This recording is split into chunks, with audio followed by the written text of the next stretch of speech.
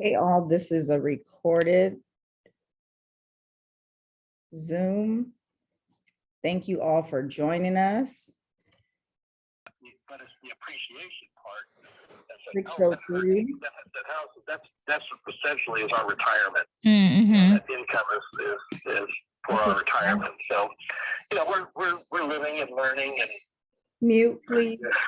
trying to be the best stewards and all of that fun stuff. But it's also like we can't not raise the rent a little bit.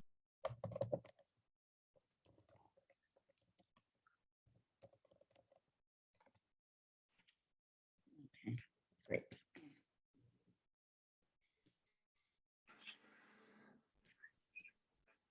All right, it's 6:03.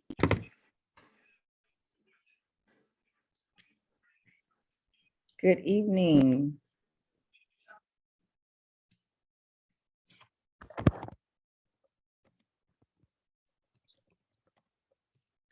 Okay. Okay.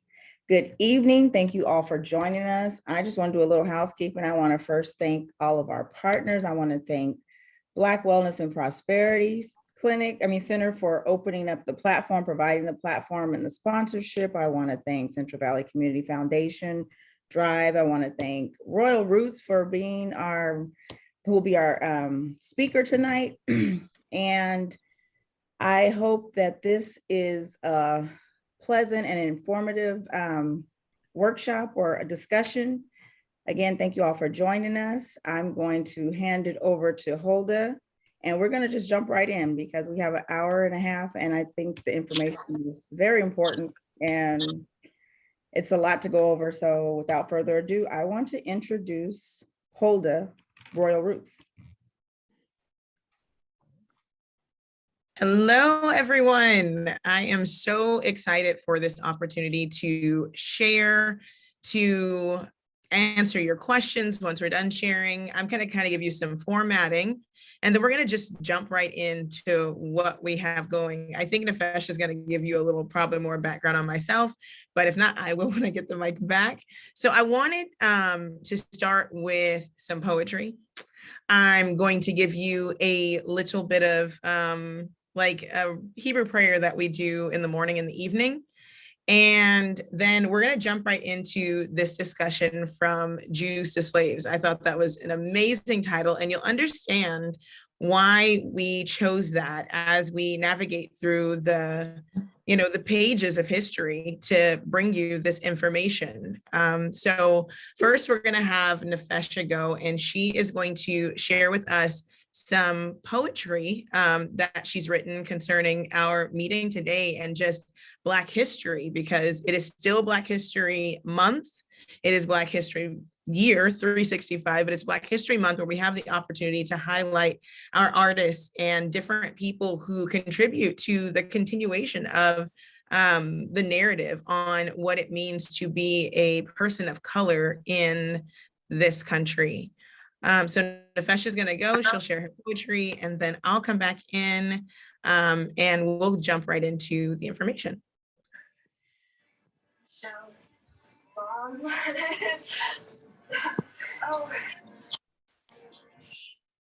All right. Thank you to everyone. Thank you for Black Wellness and Prosperity Center. Thank you to EMP. Thank you, Hulda, for inviting me on, and Nia for inviting me on to do this poem and to share a bit of our creativity during this time of Black History Month. When I'm done, I know it's kind of awkward, right? Because we're on Zoom and I've never performed on Zoom, but when I'm done, if you want to throw up a reaction and hit a little clap, or you want to snap like this, you don't have to turn your sound on, but it'd be nice to see. And that's always fun. It's a part of our culture. It's what we do. The snapping actually started in New York at a poetry event, and it was loud and they were told to be quiet. And so they started to just snap their fingers as a way of acknowledging that a poem is done and not be too loud. So now that we're on Zoom, it'd be kind of cool to see your faces and snapping. So that's just a little addition. All right. I walk with stolen feet. With such a rich history, I tread this earth. I have walked 116 miles to freedom, yet they still try and steal from me. I raise hands stolen hands, hands that have tilled the soil, planted seed and harvested fruit. I have nourished this earth, yet they still try and steal from me. I lift a stolen head. With the ingenuity gifted me, I invented, I wrote and taught and imagined and manifested, yet and still they still try and steal from me. I love with a stolen heart, ripped out at the seams. I love beyond all torment and hate, it seems, yet they still and try and steal from me. I sang spirituals with a stolen soul. Soul music, soul food, Afro soul. My soul was stole and used as the pulse of this nation, yet they still try and steal from me. Now can you see? Now can you understand that when I say who I am, you say that I am not, well, that ain't that nice. When I have never been able to self-identify with 400 years of stolen life. They stole me and told me lies, from colored to Negro to Black to African American. I have been told who I am, given unclear distinctions, told me I came from West Africa, but wait, let me take a deeper look. There seems to be more missing. There seems to be some clear distinctions, as if all the people in Africa were one nation, stripped of a language and stripped of a culture. Given a story, they told my narrative without my permission, then fed it back to me without clear distinction. And what was I to do but believe the person that holds the history, shares the hope, and inherently has the control, so much so that they can even try and steal your soul. But then one day I found out that my family comes from Araminta Ross, also known as Harriet Tubman. And I looked a little more, and she is from the Ashanti tribe. And then I looked some more, and the Ashanti tribe comes from the Levitical priesthood. You may have heard of the Levites, but if not, the Levites were the tribe of Moses in Exodus. Was it beyond a metaphor when they called my great, great, great, great, great auntie Moses? I walk with liberated feet. I lift liberated hands. I lift a liberated head. I love with a liberated heart. I sang spirituals with a liberated soul, not because someone said I was free, not because they emancipated me, not because it was written by a white man. Nah, it is because I know who I am. Thank you. Thank you. I really appreciate the snaps, the thumbs up, the claps. And I want to introduce Hulda. She is not only the founder and CEO of Rural Roots, she is a dear friend of mine. I call her sister. And she has been a sister to me and to many people, some that are on this chat here. She's been a leader in our community. She has traveled the world, to Israel, to Egypt, to Greece. She has studied what she is about to share. Her life has been invested in this, and she has given back with a fervor and a dedication that is insurmountable. And she's also a linguist, a Hebrew teacher, started a Hebrew school to children and adults alike. I could go on. And she has her master's in education from Fresno State, to all of our people from Fresno. And so without further ado, welcome, Hulda, and I pass the mic over to you.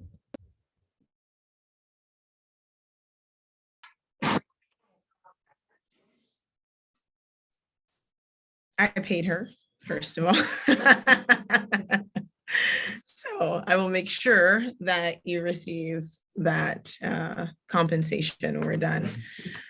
Thank you all for joining us. Thank you, Nefesha, for that amazing poem. It really frames a lot of what we're going to talk about today. And I didn't do a very formal introduction, but since there's people in here, I'm going to introduce myself again by name. I'm Hulda, and my pronouns are she, her. My pronouns are she, her, and that's very important because that kind of goes into our narrative for today. I am thrilled with all of the ups and downs of the nation and all the ups and downs of our global pandemic that we've dealt with. One of the things that has come out is an amount of resilience and a large amount of introspection and communal understanding. I think we've become sensitive to one another and our experiences. And I think the Great Reset, as I would like to call it, has allowed us to come into this space, onto this platform, to have conversations, and not just this conversation,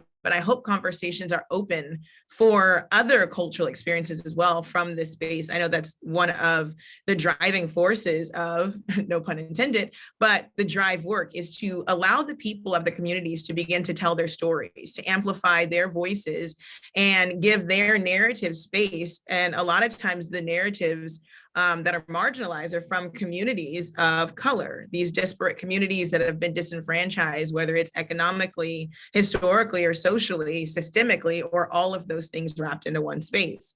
And so to be able to come here and share as a person who has a very deep passion for just cultural understanding, but more importantly, cultural humility. I am honored to be able to sit in this space and share my cultural experience and share the cultural experience that is not very well known in this country and definitely not very known in, the Fresno community. And so sometimes we don't know what we have often in our own backyard. And so I'm very grateful, abundantly grateful for the opportunity. As an educator, I like to always start with an objective. I like to frame the conversation because I know that I will not be able to I'm going to give myself like 35 minutes to cover enough information that will satisfy the palates of the attendees. So I want to let you know where I want to focus in on. I'm going to move through the information and I want to give time for questions.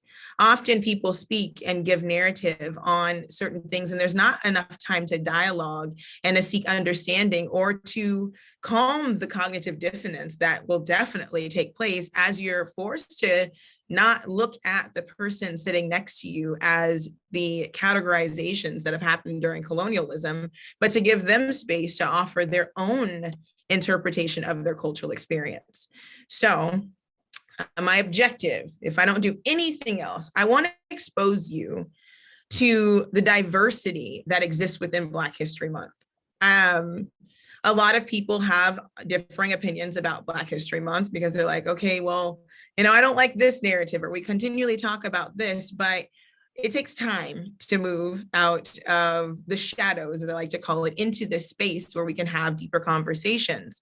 And so I want to add today an additional narrative to Black History Month, an additional part of our history that can that will be able to, is not often given, but that will be able to expand beyond this space, but also hopefully into a larger narrative as we begin to discuss the very, very diverse background of the Black community.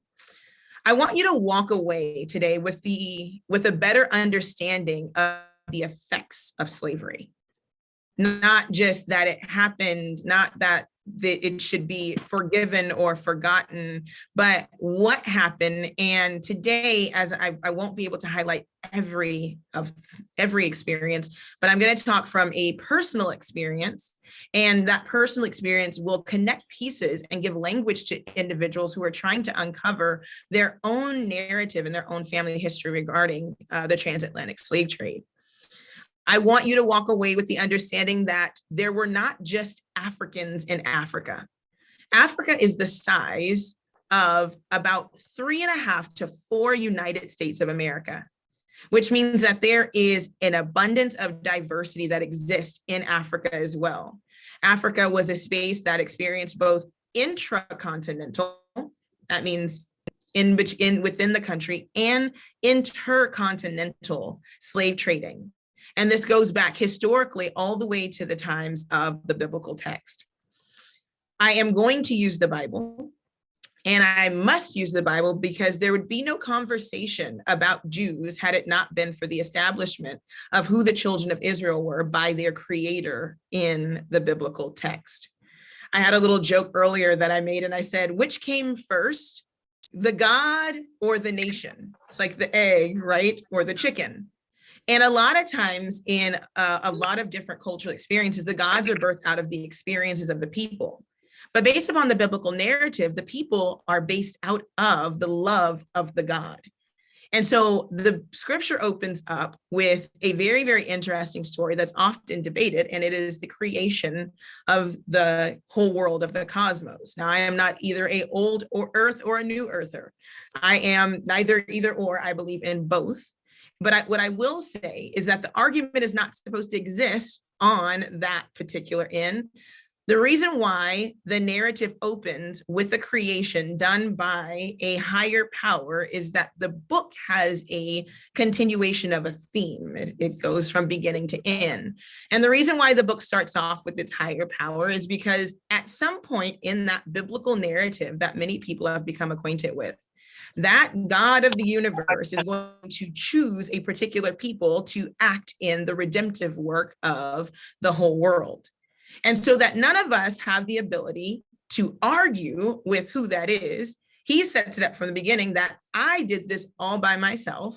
And your response to what I've done is, okay, okay, if I choose a people, then that's who I chose, and I chose them, and he gives a reason why. And he also tells them that I didn't choose the best people. I didn't choose them because they were the greatest or because they were the best so that they could boast in themselves, but they're supposed to be a representation of me on earth and my grace and my mercy and my love for humanity. They are supposed to be made in my likeness and image and continue that way. Now, as the world falls into, I would say, destruction, you see a regathering of a people, and those people come from a mixed multitude. I want to give that because this is not a singular narrative, but I'm hoping that as I share this, that you will also see yourself and your responsibility to a higher calling of what we call tikkun olam, which is universal healing in this process. So that's what I want you to walk away with. That's a lot. You're like, you gave me assignments and homework. Yes, I want to disrupt the soil of your heart for a right planting of seeds. All right, I'm going to share something on the screen. And I think I'm pretty good at Zoom. So what I have on the screen in front of you is my ancestry composition.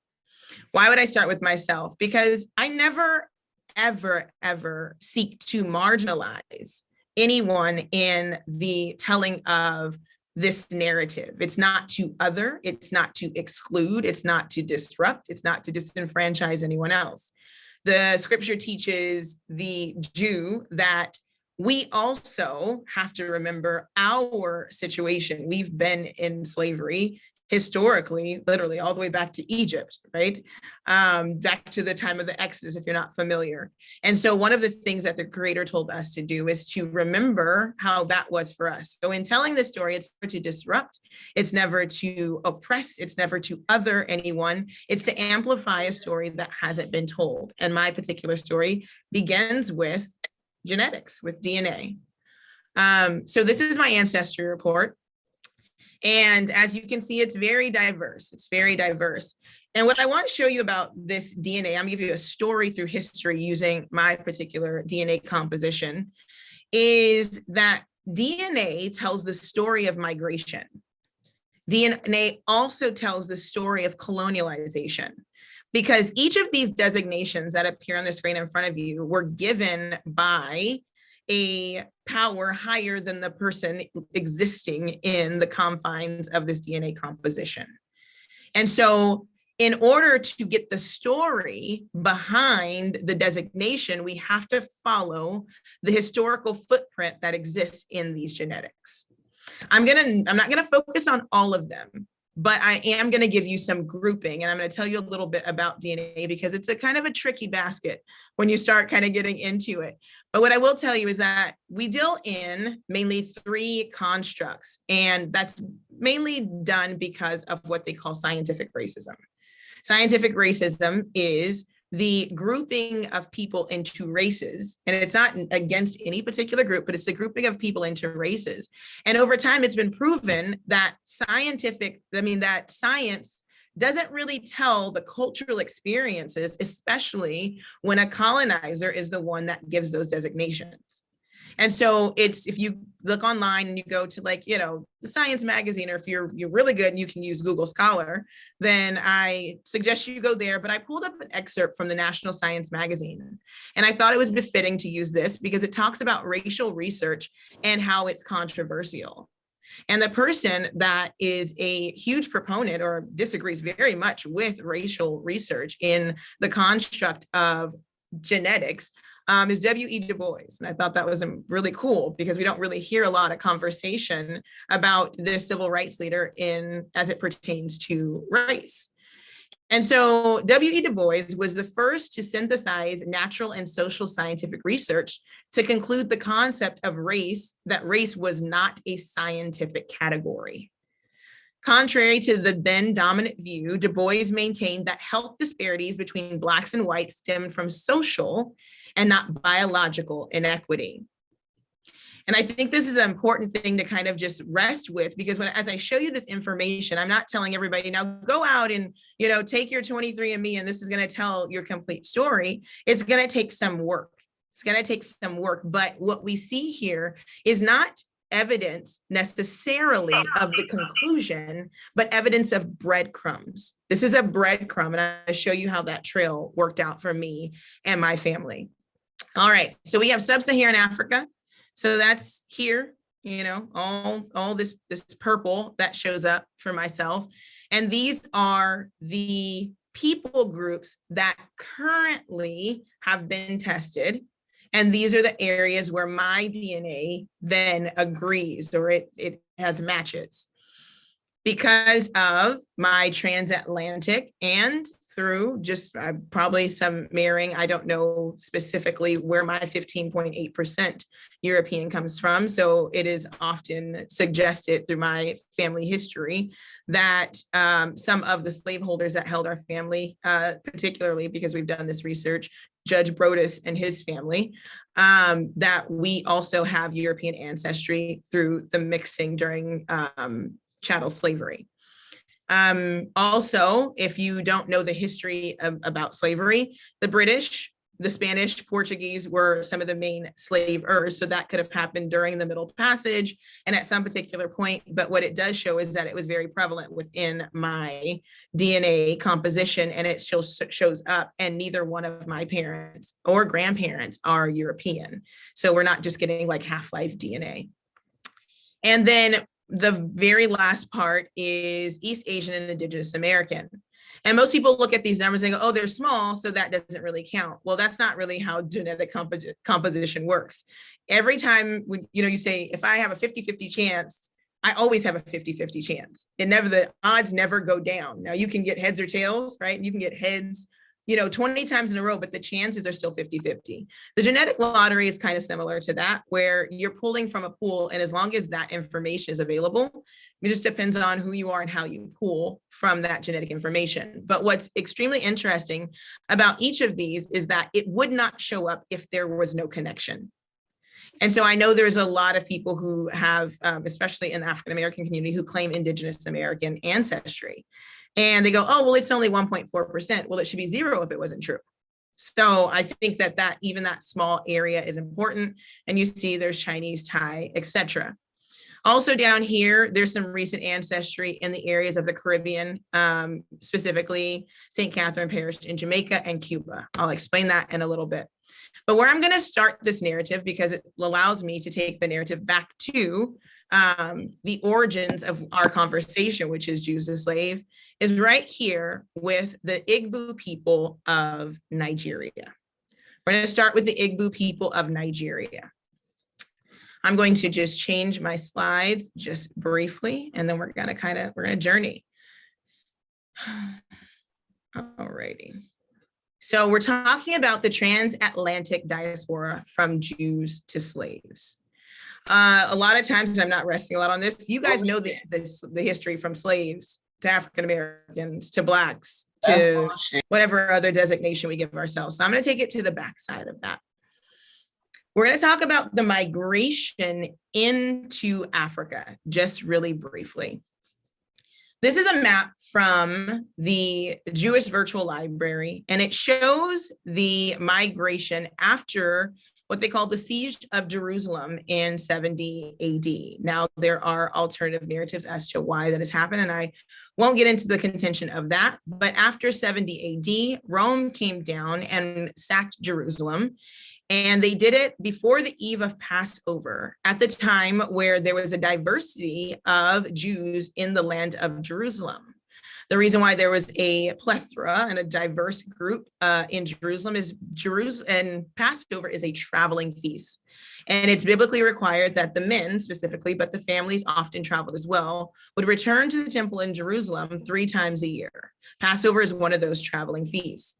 Now, by the time of 70 AD, we've already had some really big mishaps within the history of the Hebrews, specifically the Israelites. I say Hebrews because Hebrews come from Abraham, and there's a diversity of Hebrews. Arabs are also Hebrews. They get their ancestry from Abraham. But there's a specific line that came down from Abraham, then to Isaac, then to Jacob. And Jacob's name was changed to Israel, and those became the 12 tribes of Israel. You guys have probably heard of that in probably Sunday school or probably in passing or talking to some of your friends who are Jewish or who have Jewish ancestry or other Jews. And during that time, we get the 12 tribes. Those 12 tribes broke up into 2 different groups. You got the northern tribes, which were called Israel, and you had the southern kingdom, which was called Judah. Around 2 Kings, if you're familiar with the Bible, there was the Assyrian Empire that came in, and they actually placed in Assyrian and Babylonian leadership into the land of the northern kingdom and pulled out the Israelites who were in the northern tribe. This was prophesied by the Bible that the northern tribes would be taken into captivity because of their disobedience to their creator. I told you we get into a little bit of the Bible because there's no Jews without the Bible. So I'm just gonna give you a little bit of background. So they began scattering much, much sooner than the southern kingdom of Judah. The southern kingdom of Judah remained intact. With, of course, sprinkles of the other communities all the way into 70 AD. So like most people say, like, BC, AD. So after Christ, for people who understand it in that context. The southern kingdom of Judah, which was mainly comprised of Judah, which is one of the tribes, Benjamin, the Levites, and then any people who dwelt in Jerusalem. So the real term Jew comes from those who dwelled in Jerusalem, those who were from the tribe of Judah, or the general construct of, the people who were in that area. They kind of got termed that. As time progressed, the term Jewish became known for all people who migrated, or mainly those who have a European Jewish ancestry, but many Jews who consider themselves Jews who were in the southern kingdom of Judah go by the term either Jew or Hebrew Israelite. So you'll see that used around, and it's still used in the land today. After the attack of the kingdom of Judah, or the southern tribe that was in Jerusalem, that also had other people and other nations and other parts of Israel in there, the people migrated. Now, this is from, like I said, the Jewish Virtual Library, and they have people migrating to Rome and to other areas. But I think one of the things that I think is very significant and that can't be overlooked is that people also migrated down into Africa. They migrated down to Africa. I don't know if you knew this, but Israel, they say it's in the Middle East, but Israel sits on the African tectonic plate. So technically, it is in Northeast Africa. I have actually taken this journey from Jerusalem all the way down into the Sinai Peninsula by car and up through Egypt. And it is not a very long passage. It's so much of not a long passage that when the Israelites exited in the time of the Exodus, they walked. They walked, and it was supposed to be about a 2-week journey. It took them 40 years. We are hard-headed, and it takes us a long time to get things, but that is what happened. So after the sack of Jerusalem in 70 AD, the people migrated into a bunch of areas, but I want to focus on here, the migration down into Africa. As the people migrated down into Africa, they came and they began to establish, settlements in different areas. I'm going to fast forward through history by thousands of years in a second right now. People traveled, and they were either intracontinentally traded, specifically the Jews of that particular region. And they moved into an area that was not unfamiliar to them. I don't know if anybody is familiar with the biblical stories. Moses ends up coming from the Middle East, as people would say, and he ends up in a place called Egypt, which is in Africa. And the same narrative is for the Messiah, the Christ, who was hidden in Africa, in African Egypt, when Herod was seeking to take that child and to end his life. So Africa was not an unfamiliar place. It's also not unfamiliar because if you follow the genealogies, which everybody I know can't stand about the Bible, but in the genealogies, there is a big mix between what we call Shemitic and Hamitic cultures. There's a big mix. We were mixing with Canaanites and the different nations around. The matriarchs of some of our kings and the nation of Israel come out of Africa. That is not a small historical fact. It is a known historical fact. So Africa was not unfamiliar, but Africa was not the home of the Jew. But over time through the conquest of European colonialism as it pertains to Catholicism, which a lot of people just generalize and call Christianity, and also the uprising of the Muslim expansion into Africa, you'll see that people were traded in and out of the country. This trade, and this is my fast forward through history, because they didn't just like walk over here in one day. It happened over a series of hundreds of years. People ended up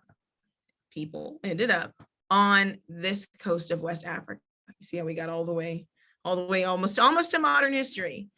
And along this coast of Africa, we have 4 regions. These regions are called the 4 coasts. And I'm going to try to zoom in on this map so I can kind of give you if it allows me to. Let me go back. It's not going to let me. Okay, I hope you can see it. But down here, we have what's called the Tooth Coast, the Grain Coast, the Gold Coast, and the Slave Coast. So you can only just kind of, guess. Over here, they picked up grain. Over here is the Ivory Coast. Over here is the Gold Coast, and here's the Slave Coast. I did not make up this map. I did not manipulate this map. I'm going to say that before. And this map is actually from the Library of Congress. Okay, so this is not something that just, poof, came out of thin air. And this was considered Negro land. This is what the cartographer during that time termed this place. And this was to help people know where to go pick up the goods, stolen or traded, that they were seeking to gain. I'm going to point out 2 particular names because I gave you 2 earlier, and it was the Kingdom of Judah. And I told you that within Judah, you also got Benjamin. There are other tribes that can be pointed out from here, but I want to point out those 2. If you look closely at the Slave Coast, it right here on this map, and I'll share it for anybody who wants it. We can share it in the chat or later on through email. It says Kingdom of Judah on the West Coast, specifically the Slave Coast of Africa. Now, I mentioned earlier, if there is no connection, then you know what? It should not exist at all, but it does.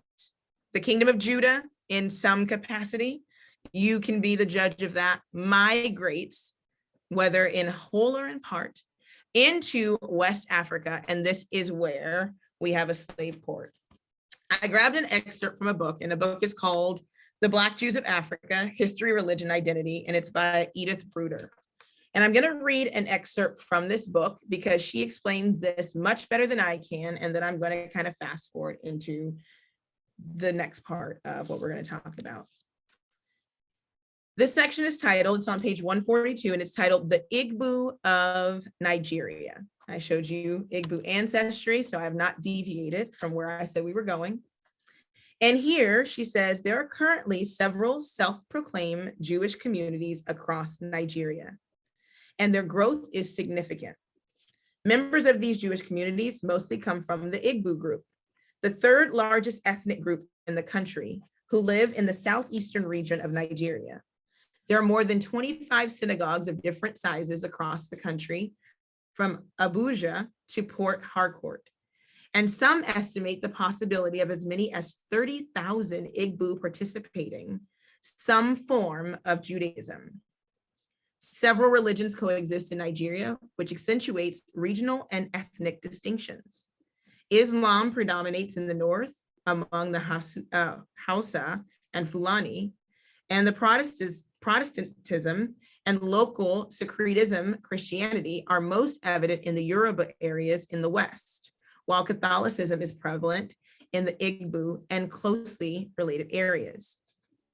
Today, three categories of Igbo have linked to Judaism: the Hebrewists, who consider themselves as pre-Talmudic Jews on the basis of alleged Hebraic traditions of their forefathers; the members of the various Jewish congregations who have been striving toward Jewish recognition for some years; and finally, the Sabbatarians, who number more than 2 million and who practice a kind of Judaism while also reading the New Testament.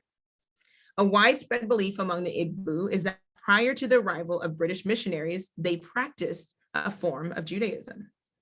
The Igbo are currently developing versions of their tribal history that place it as a part of the Jewish diaspora, or claim that their ancestors came from Israel via the old African trade routes. According to the Igbo lore of the Iri, Niri, Ozubulu clans, Igbo groups traditionally claim descent from three particular Israelite tribes: Gad, Zebulun, and Manasseh, and called them B'nai Gath, B'nai Zebulun, and B'nai Manasseh. Manasseh is Manasseh. The Igbo compare their traditional customs, burial rites, circumcision on the 8th day, ritual slaughter of animals, exclusiveness, marriage customs, and agricultural practices with those of the ancient Israelites. I'm going to jump down a little bit. The name Igbo or Ibu or Ibu or Igbo is widely considered as a corrupt form of Ivri or Ibri Hebrew. The interpretation of the Igbo name for the supreme being, Shaku Abiyama, is God of Abraham. Shaku means God, and Abiyama may be a derivative of Abraham. When asked where do the Igbo people come from, Chief Anwa, who at 90 years old is the oldest man of Niri clan in Igbo land, answered without hesitation, the Igbo are a people called Hebrews. They were led by a man by the name of Iri. There were troubles in their original home, so they took a ship and sailed down to Amabala River, tributary of Niger. Iri was chief. On the crossing of the Amabala River into Igbo land, he settled and established his government. They came from places where sacrifices are made.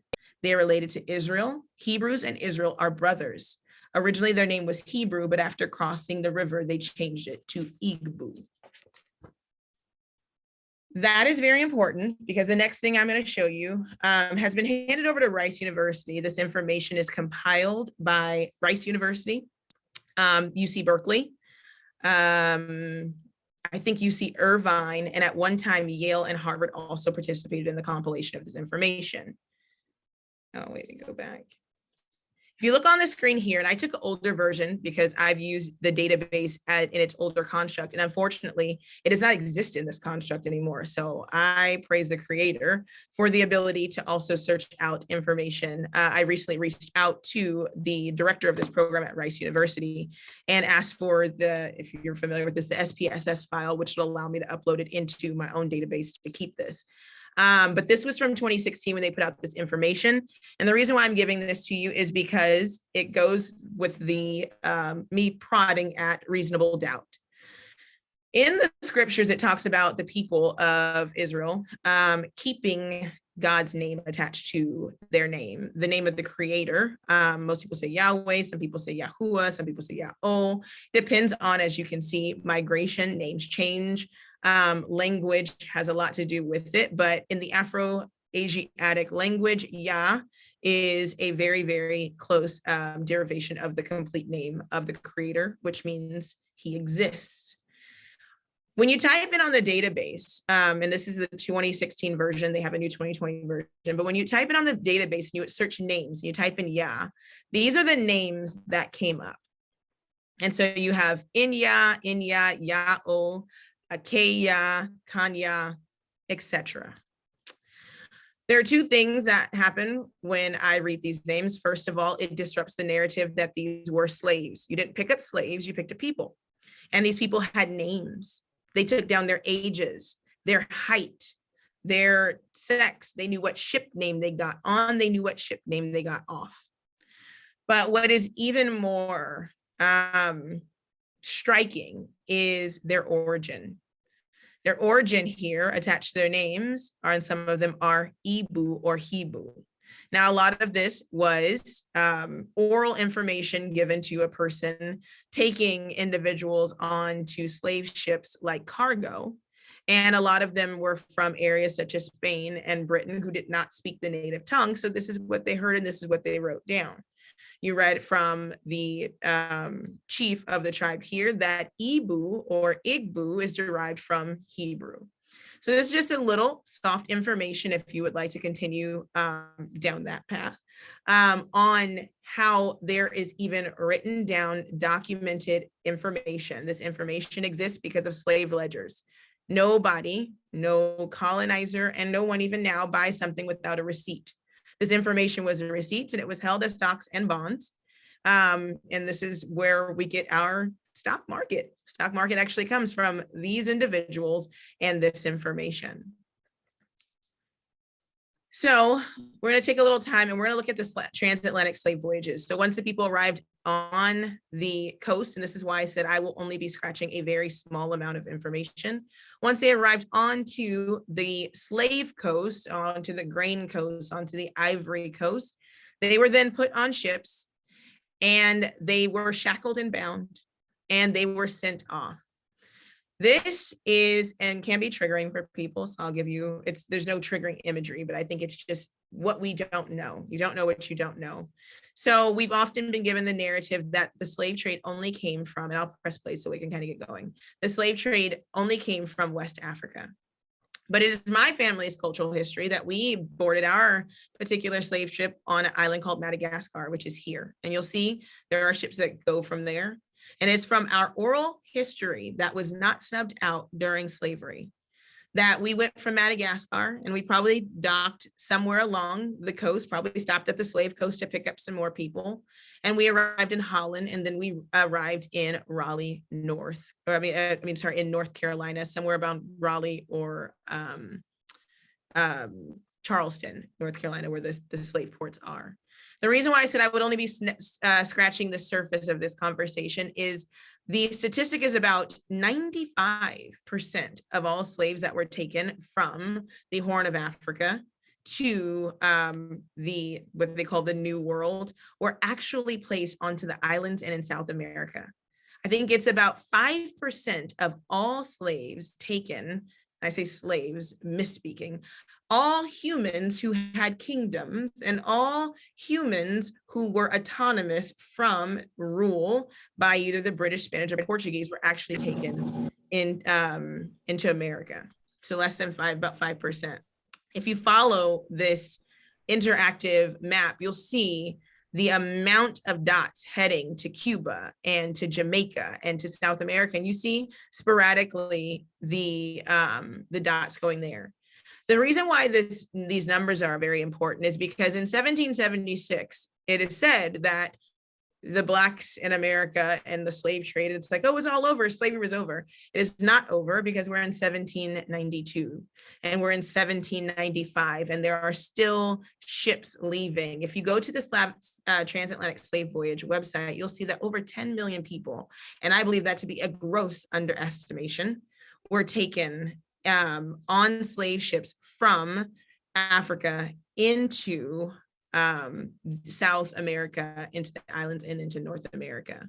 We are in 1840 and we still see ships leaving. And now you see them going less into the United States because, of course, you have the slavery being made illegal and the slave trade stopping. I go back and share my PowerPoint. Give me 1 second. Okay. See if I can, there we go. So the reason why I wanted to show you that is for a couple of reasons. I am not saying that every single person that got on a slave ship is a Jew. I'm not going to say that because that would be painting with a wide brush. But what I will tell you is that there is a diversity of Jews. And I mentioned it earlier that not just Africans were taken into the slave trade. And I think even if it was 5, even if it was 20, even if it was 100, even if it was 5,000 or 5 million, we know now through the migration that there were people who boarded those ships that were not just Africans. They weren't just a continent, because remember, Africa is a continent, not a country. So if you're saying you're an African, like where? Africa's huge, okay? And just like there are not Americans in America, but a rich and a diverse cultural experience happening here. If you go to places like San Francisco or to New York or to New Jersey, you'll have Little Italy, and you'll have Chinatown. You'll have these different areas that exist within it's within a broader community. The same thing was true in West Africa. When people got on those ships, were forced to get on those ships and forced to leave their homes and to migrate, and were stripped of their language and of their cultural identity. You weren't just stripping Africans with a broad brush. You were stripping people from their homes and from their tribal designation. But when I talk about slaves to Jews, there were Jews who looked like Africans, who looked similar to the people on the west coast of Africa that boarded those ships. And when those people boarded those ships, they arrived here and they were sold into slavery, and their history was disrupted. The reason why this is a passionate topic, the diversity of Jews is passionate for me, is because there is a othering that happens every time we get into conversation that surrounds the skin of brown Americans. And I wrote a question down and I shared it with a Jewish study professor. And I said, why do we not, us Jews of color, get the same opportunity to tell where we come from? The Ashkenazi Jew gets to say, oh, I come from Russia or Poland, and this is my story. But because of my skin color and the scientific racism that's attached to it, when you see me, I am still given slave designation, even though the oral history of my family, the history, although it exists in the margins of history, tell otherwise. And I spoke earlier and I said, I love the time period we're in. And that's why I love introducing myself as she, her, because I get to push a broader envelope. I get to say, hey, yes, call me based upon my designation, but don't stop there. Ask me how I ethnically, and in my case, ethno-religiously identify. I don't identify as Black. I don't identify as African American, although my skin tells a different narrative based upon the colonial conquest. But I have been told through my rich oral history that my people come from Israel. They come from Israel and were taken on slave ships, and our history was disrupted. There's also marginalization within our own communities, but then also within the Jewish community. Within the Jewish community that is heavily European, there is marginalization as well. And a lot of diasporic Jews, especially those who have experienced a transatlantic slave trade, do not get designation amongst Israel because our cultural experience is different from their cultural experience. Their cultural experience is heavily Russian, heavily German, heavily European in nature. They migrated to different areas, which means that they picked up different cultures. And because of that, the Jew that is in America and the Jew that is in the island and the Jew that exists in the Dravidian areas of India and other places are marginalized and forced to convert into what we already know that we are. And oftentimes this becomes a further marginalization for Jews of color, because many of us have cultural experiences that go beyond the experience of the European Jew. A lot of Jews of color who are in America don't get Jewish ancestry validated because we've had Christian cultural experience. But it doesn't take into consideration the conversation of conversion. And the conversion to Christianity for many Blacks, as they identify in a really broad spectrum, for those who came over here, who came with cultural practices and language, they converted because at one time, up until about the 1700s, if you converted to Christianity, you were considered free. Yes, I said it. If you converted to Christianity, you were considered free. And so a lot of people changed their cultural practices that would have still been intact during that time in order to achieve freedom in this nation. Now, most people say, well, you should have fought and you should have died and you don't understand the atrocity of slavery, because that narrative has also been watered down. I won't get into that because that's not my job to trigger you in that way. But I will say this: do your homework about slavery. I've seen people make decisions and do way less than to not be raped, killed, have your children stripped from you, and be traded away as cattle. And so a lot of Jews of color are marginalized or considered other or considered converts because we cannot maintain a streamline of history because we were forced not to speak to one another when we got on ships. They separated us if they caught us talking to each other. We were not allowed to read, to write, and our families were broken apart. And so the beauty of where we exist today is that we sit on the other side of that narrative. Those of us who carried the breadcrumbs and during this time have awakened, have the opportunity to now tell the stories of our ancestors that were completely muted during the slave trade. You can't wipe out everything. You can't wipe out everything. History will always reveal itself. It will jump out of the margins of pages and it will be in our face and force us to reckon. So the last part that I have, and I'll kind of skip through those because I want to have time for questions. I could go on for days. I'm not going to do that to you guys. I'm not going to do that. But the last part that I have is, and I'll kind of go into this briefly, is Deuteronomy 28 and 68. I told you earlier that there is no validation without the text. No group, no court, no nation can validate the existence of the people, because in the beginning, the Creator said, it was me first, then you, right? The God came before the nation. So the God is going to be the one that's going to give the designation. I will challenge you to look at Deuteronomy 28 in a completely new light after today. And I'm going to share with you something important because I just shared with you the migration through slave ships. And this is an article that was written in 1985, so it's old. In the world of academia, they ask you for like 10 years, but in this case, it's valid. And the part I want to point out, and this is not the context of the argument, but it is a segue into a deeper conversation. And it's the verse that says, Yahweh will cause you to return to Egypt in ships. In the beginning, I pointed out that Egypt is walking distance from Israel. So there did not necessitate a major return into ships. And even though there was ships that went from there, I'm not going to say that. I've traveled enough to know that that is true.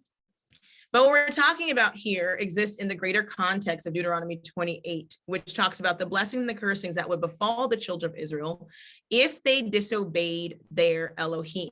Now, just like I don't go into the other stuff, I'll tell you this. It's not the Elohim's fault for the disenfranchisement of the people. It's the people's fault because they were given rules. I told you before that the people were not chosen to just be chosen. They were chosen to heal the world. And so when they stopped that job, there was a separation from their creator.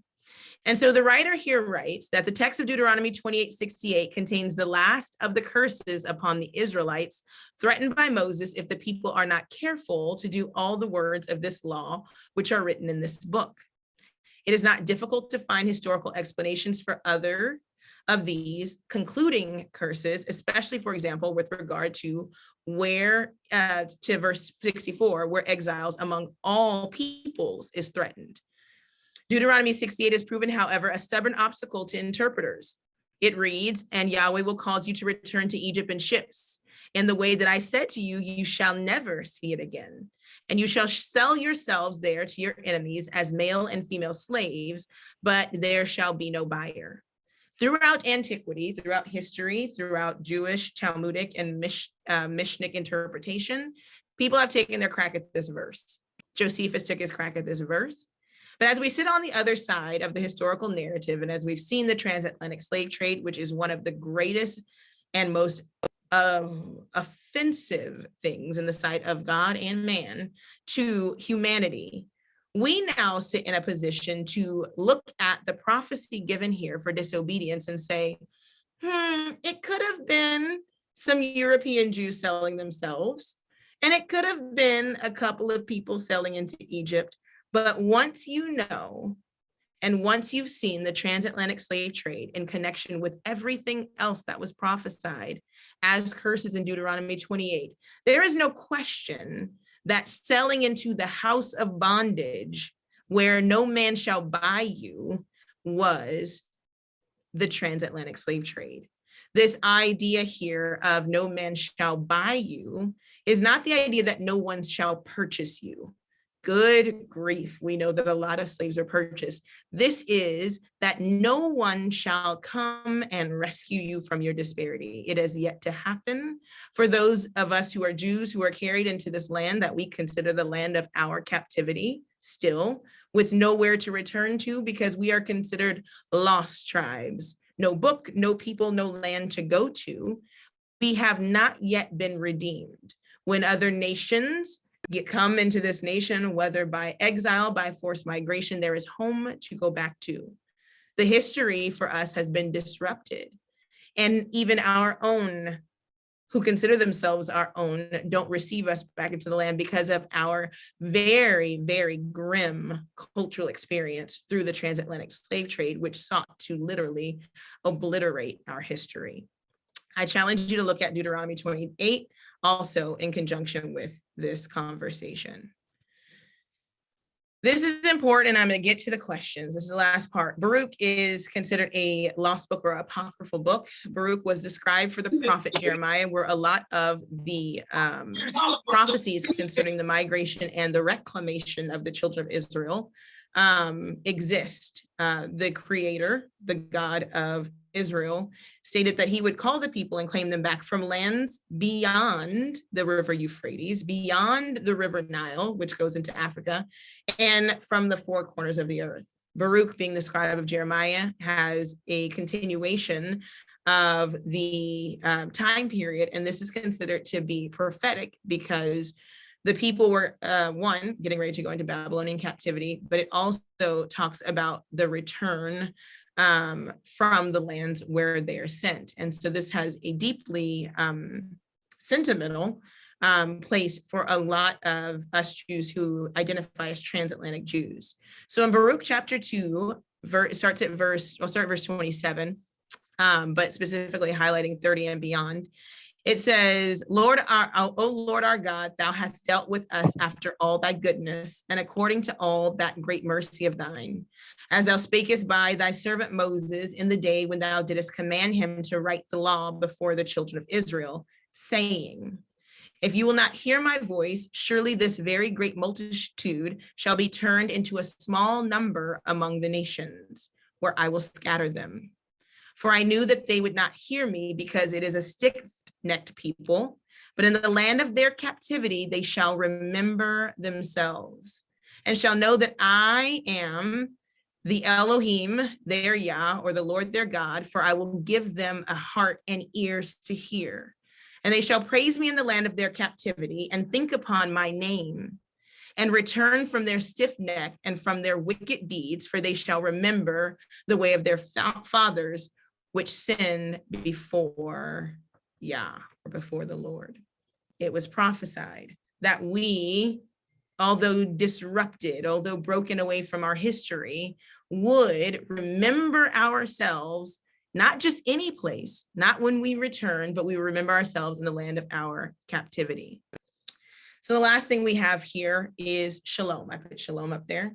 And I think it's a really good conversation because we're in Black History Month and I'm not going to get on reparations, but I'm going to talk about shalom. And shalom is the idea, is the practice, is the action of peace.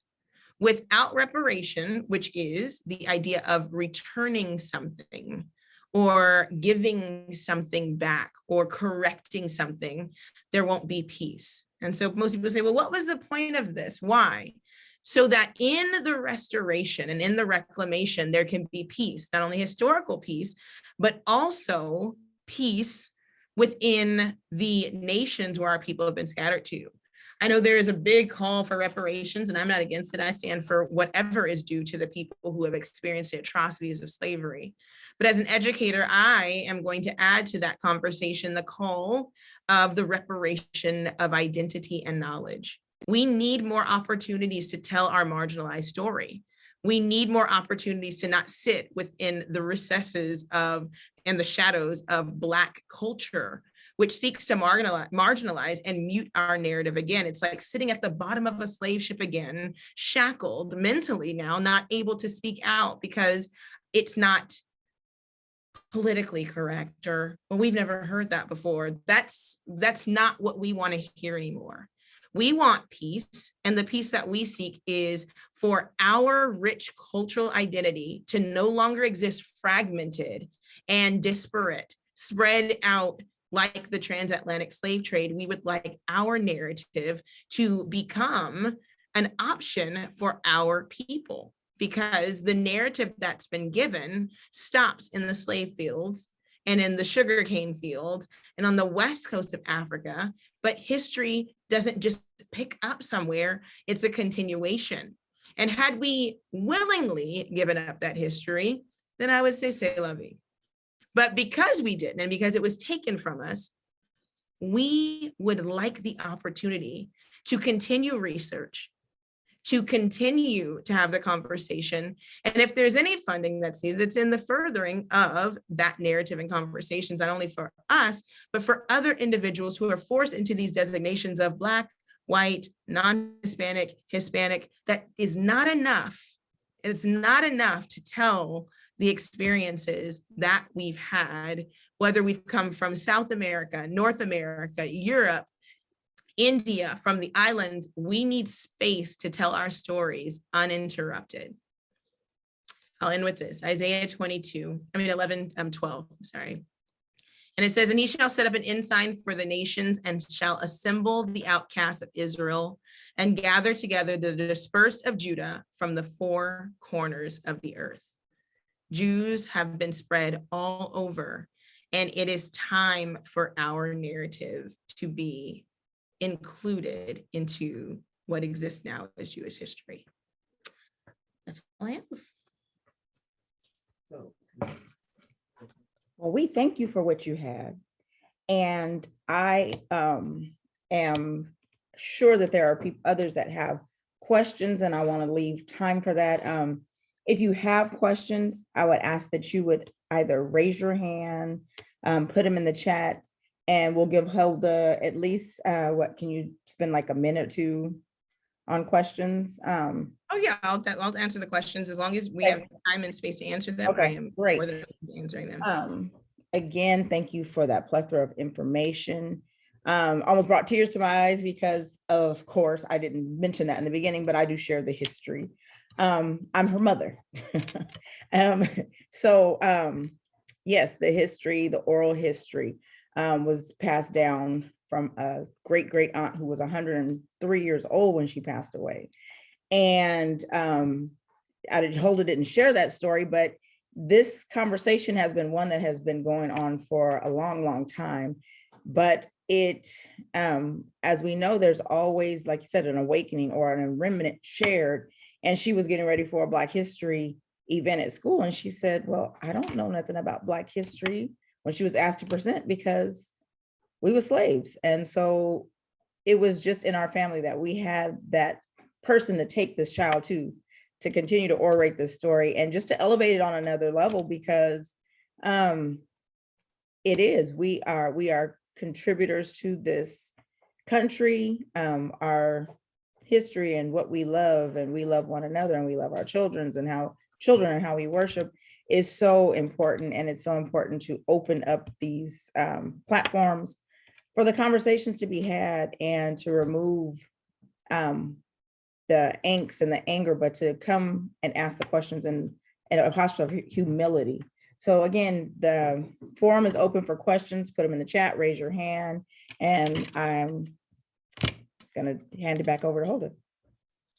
All right, I have two questions. One, I have Nefesh's question. She's gonna talk in the background because she did her poetry from here, so she didn't have to. Well, I can turn off so you can talk. That's fine with you. Okay, and then I'm gonna go with Gray, and then we'll go from there. Okay, so the question actually comes from Shantae. So thank you for this question. And I'm going to frame it with defining ethno-religious culture. Like, what does that actually mean? So her question was, she would like addressed at least, is how people understand Judaism or being Jewish, both race and ethnicity, and then religion, those two things.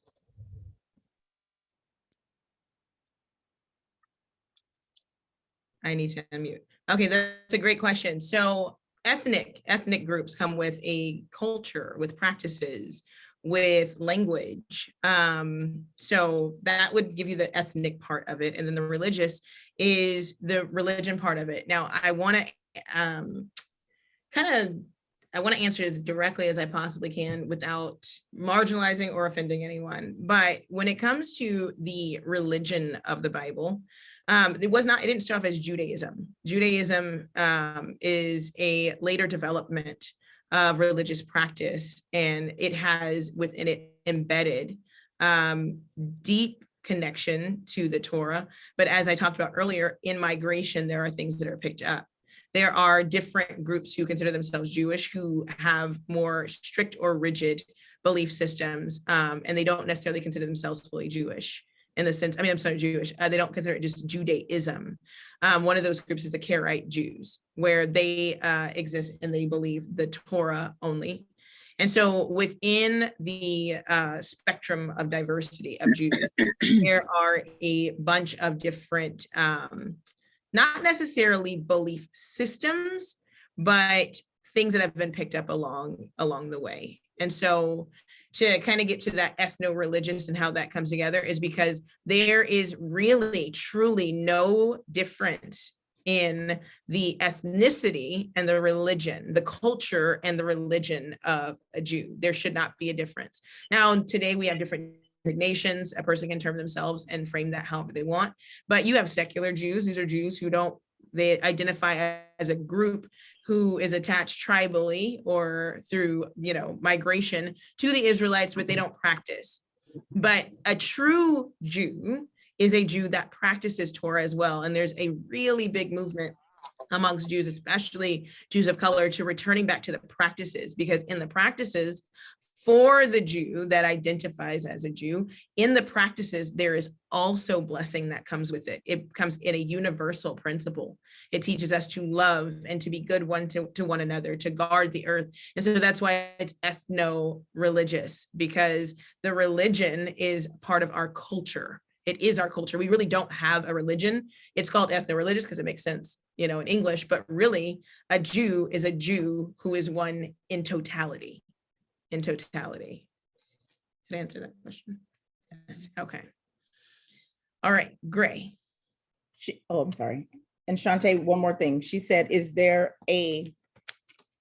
what about conversion? Is there a such thing? Is there a such thing? Yes, there is a such thing as conversion. Now, the conversion process obviously is going to look different based upon those cultural differences. So if it's in the Orthodox tradition of Judaism, then there is a cultural practice of conversion that exists within that spectrum. But if we stick, strictly with the biblical text, a person who is crossing over or converting begins to do the practices and then joins themselves with the people of those practices. So the Bible talks about there's no different law for the stranger or the homeborn. So that means that all the way across the board, that law is the same, and it exists under the complete umbrella of a universal law, because the law is to benefit humanity. The creator of the universe is saying, hey, I made your body. I made these things. This is how they work. And so that is how the creator would see it. Of course, man, when we put our hands to things, we begin to do things that cause a bit of marginalization, where you have to do it like this and you have to do it by this. I am a practicing Jew who believes in sticking as close as possible to the way that the creator says it. So when a person wants to join in with the family or with the greater community of Jews, as I experience Jews as a transatlantic Jew, that comes in practice. That comes in the doing, not in just a time period where I say these words or I do this thing and then now I'm in, but it comes with a continuation and cultivation of relationship with the creator.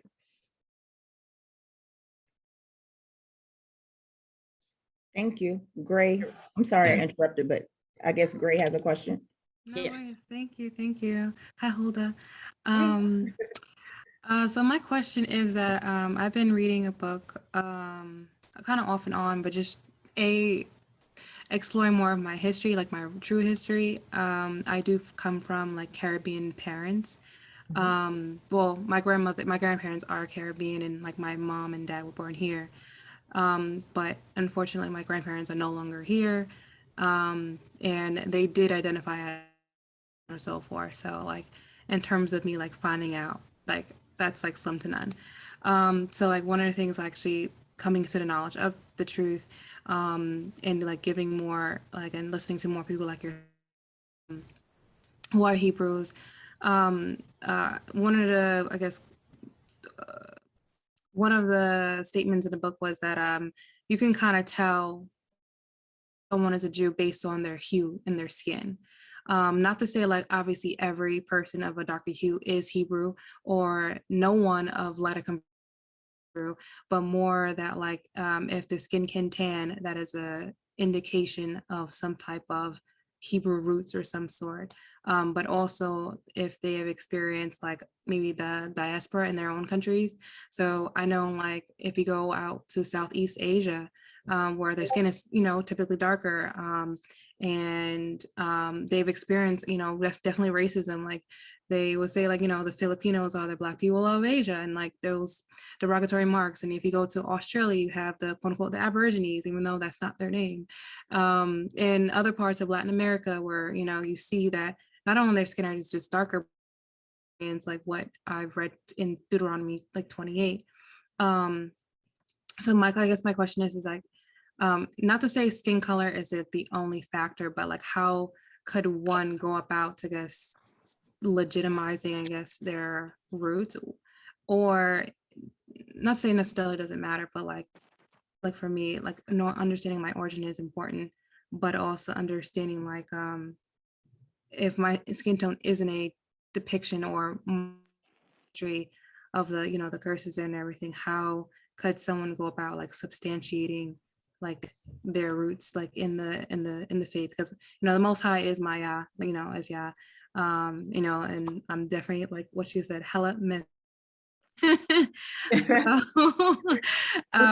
no, I know all that is true in spirit, but just in terms of like, hey, like I'm very much displaced, like how do I even go about that?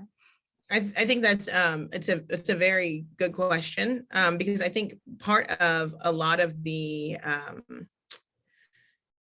contention regarding who is and who is not a Jew is surrounding skin color. And I tell people this, and I'm going to say it this way.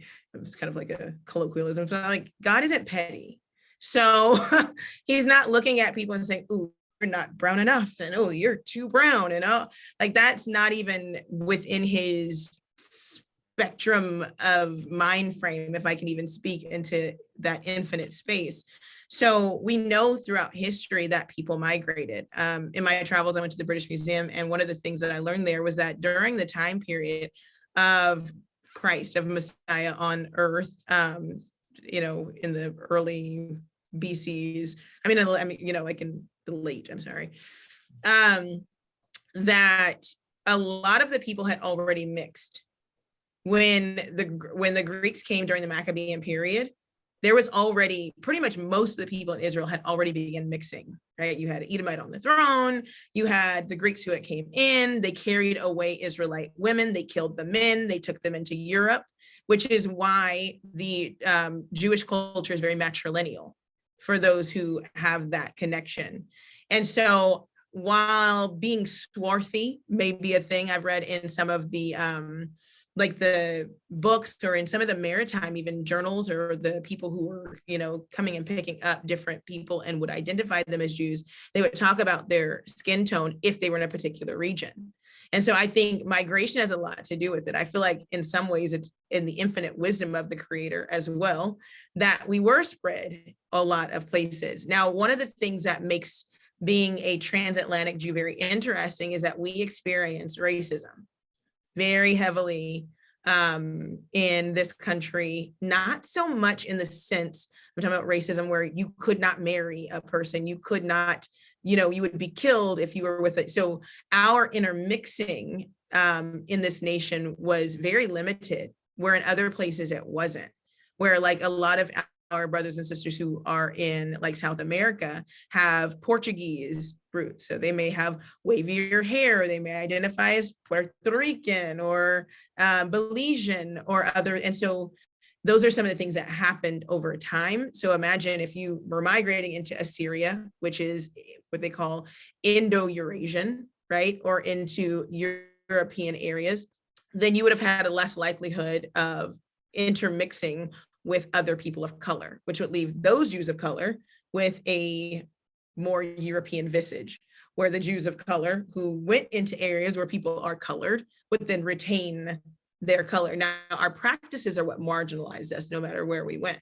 So whether we were in Indonesia, whether we were in India, even on the coast of Africa, we were picked up to be, you know, sent off because we weren't native to those areas. So yes, we have been marginalized by skin color. And of course, if you go anywhere and you see the people who are different types of Jews all over, then you'll see marginalizations because of cultural practices as well. So can you just look at a person and say, because you're brown, you're a Jew? I believe it takes a spiritual process as well. I believe that when you identify and do the practices, and you are in one of those marginalized groups, it's a lot easier to tell you apart than saying all skin folk are kinfolk. Yeah. Thank you. That definitely does help. I thought it was a combination because, you know, like, but they're actual Africans who are just as, you know, just as melanated as us, and some of them has probably never experienced like transatlantic. So like, you know, Right. so thank you so much about that. Yes, because there are still people who did, not everybody left. It wasn't like you picked up everybody and they were gone. There's still people there practicing. And obviously from the book, The Black Jews of Africa, there are still huge groups like in Ghana and in other places still practicing the cultural practice uninterrupted. All right, any other questions? Questions, raise your hand, put them in. And if you don't know how to raise your hand, you can unmute too, because I know that sometimes is an issue. Yes, Karen. I was going to ask, how do we as Hebrew people who want to be committed to following Torah, like pick up the practices and commit to those practices when resources are scarce and, you know, you're not surrounded by a community of people who are also practicing Torah? Like, how do you, just from a logistical process, recommend that people start with trying to keep Torah? That is an amazing question. And I think the best place to start, and I know this sounds so elementary, but you got to start reading. I think that's one of the things that has been a big issue within the so-called Black community as a whole, is that we are not reading to know for ourselves. We listen, we hear people speak, we don't follow that information further than that. But I believe that there is, the Bible talks about eternity being bound up in the heart of man. Whether you identify as a Hebrew or not, and this is just my personal belief system, I believe all of us have an internal thing that tugs us toward the Creator, however you identify him. And to understand him and to know him, or however you designate that, is something that you have to journey into. I believe that when we walk, that the Creator, the higher power, is going to meet us wherever we are and help us on that journey. The scripture, as I read it, says that you'll find me when you seek me with your whole heart. And so I think part of that is reading, seeking to understand, thinking. It is not a crime to think. I think one of the greatest gifts we have as transatlantic Jews and as just children of the diaspora, and African Americans, is the ability to free think now. Think for yourselves, challenge the narratives. And so for those who are seeking to practice, I believe a good place to start is to pray and to read. And then I believe that your tribe will find you. Your tribe will definitely find you. It is so true. I see somebody put the Torah as the first 5 books of the Bible. Yes. And it's not just the law devoid of anything good. It is literally universal practices that have withstood the test of time and create a community where we can coexist, and where we can begin deep discussion, for sure. Anyone else? And it doesn't have to be directly related to just those questions about Torah, but even if it's history, I brought like a few books. Like there's books called We the Black Jews by Ben Yehochanan. There's a book by Ronald Sanders on the Lost Tribes and Promised Lands. I have books on women in the ancient Near East, Egypt, Canaan, Israel in ancient times. Women in Ugarit in Israel, the history of the Jews of Spain and Portugal, and a few others. So we could definitely link the books. If you follow our Instagram, we have an Instagram called All Things Real Roots. We can put a link tree onto the Instagram where you can download the books and resources.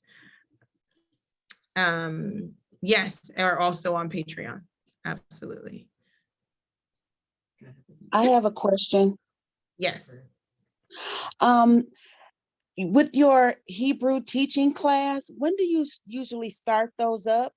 And how do we get involved in that? Also, I have heard, and I wanted to know your thoughts about this Aquarian. I heard something about an Aquarian gospel book of sorts that talks about Yahusha's time between when he was 12 and 33. And I've heard about the book, and I wanted to know, had you heard anything about it and done any research or studied about it? Oh. So no on the book thing. I haven't heard anything about that. I think that would be considered like midrash, where it talks like trying to dig and fill the blanks in between. I don't know exactly about the book, but I'd be interested in looking at it. I'm not afraid of any information. And then Hebrew classes, we have another session starting up. We're almost to the end of our sessions. For those of you that don't know, I also teach the Hebrew language. I believe in the complete restoration of our ethno-religious culture or ethno-religious identity. And that includes cultural practices of learning the language, because you don't know what you don't know, and a lot of being able to restore the minds and the hearts of just people in general, but specifically people who have been through the atrocities of slavery, come with adding different modes of expression, how we use our modalities. The Hebrew language is based upon the 5 senses. And so when you add in new Hebrew classes, new information, it disrupts the disconnect that often happens. And I see a question that says, are the classes in Yiddish or Paleo-Hebrew? I have a video that I've done explaining the difference on Yiddish and Paleo-Hebrew. You cannot speak Paleo-Hebrew, just like you don't speak sans serif or Times New Roman. It is the difference of font, and it is not a issue of dialect. So Yiddish is something completely different than Hebrew altogether. So there would be modern, Aramaic, Sephardic, Tiberian, Yemenite, my brain just left, like dialects, like different ways of pronouncing, but you cannot speak Paleo Hebrew in the sense that most people think that there's a difference between the script of something versus the definition. I want to give space if there are not any pressing questions, because I think one of the last things I mentioned was the idea of reparation or restoration. And one of a huge passion of mine is mental health just in general. And so the sponsors of the conversation, specifically the Black Women's Wellness group, have a beautiful initiative that they are not just pushing, but they're bringing into fruition. And it is surrounding Black mental health and Black maternal wellness, which is very important, especially if you understand the issues that have faced the community, especially the Black community through slavery, where we have a lot of womb trauma. We've had our children ripped away. We don't have equitable health care. And so I don't know if Shantae is still in the space, but I would love for her to share about that before we leave this space. Shantae mentioned that she won't be speaking tonight. She is, I don't know if she'll jump on. She asked me to share. Okay. So I actually sit on the advisory board for the Black Wellness and Prosperity Clinic, I always get it all jumbled up, Lord, BWPC, Black Wellness and Prosperity Clinic Center, where we are advocates and we teach women how to advocate for their health, as you know, their bodies as well as their mental health. We know that it is taxing and exhausting. It has been a long, long journey. We lose babies like every second. I am a mother of a child, an adult child. I lost an adult child to asthma while she was pregnant, with 8 months pregnant. So I also have lost a granddaughter and a daughter. And the disparity that happens, and we never fully envision it or absorb it until it really happens to us, because it's just like, oh, you know, I've been talking about this with the mental health and with the Black women's health and just Black health, period. We have survived for so long, and it's exhausting.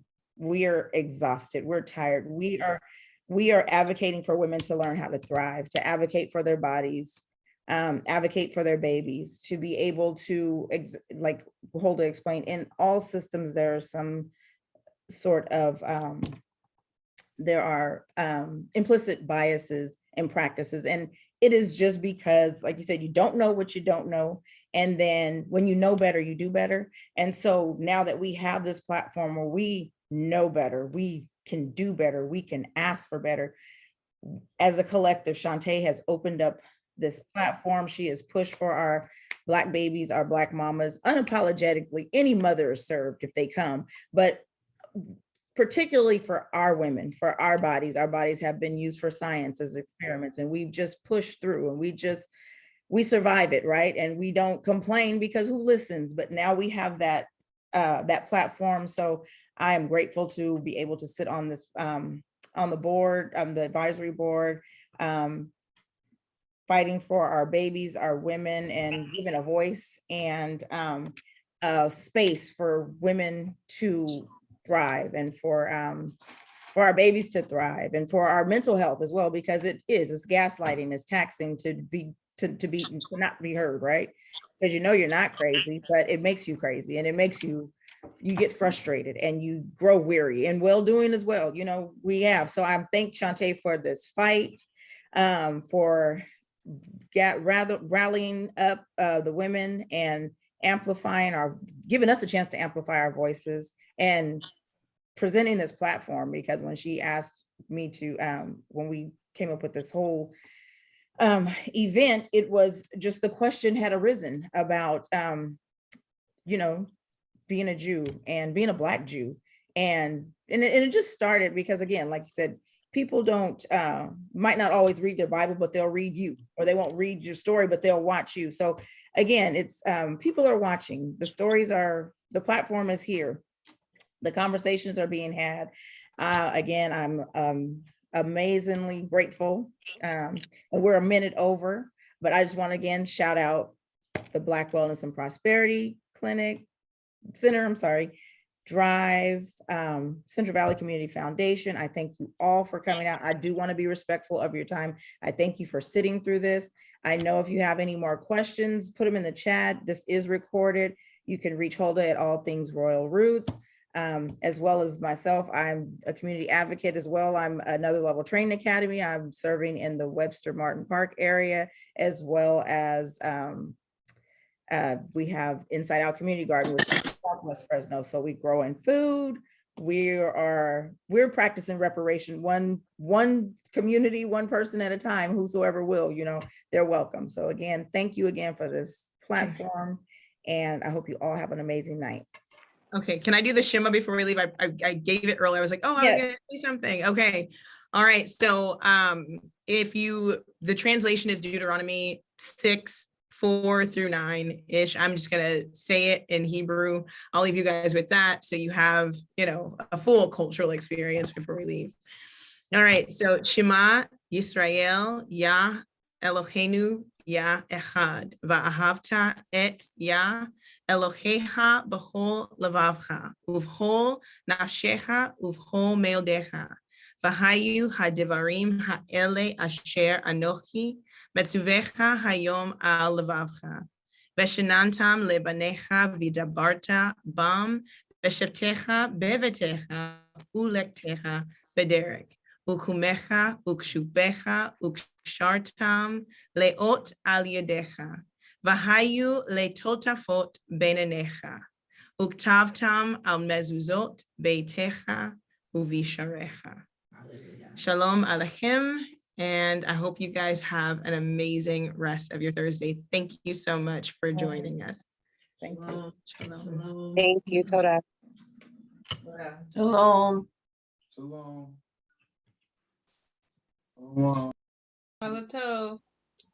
Shalom. Thank you. Shalom. Shalom. Shalom, shalom. Hmm? Shalom.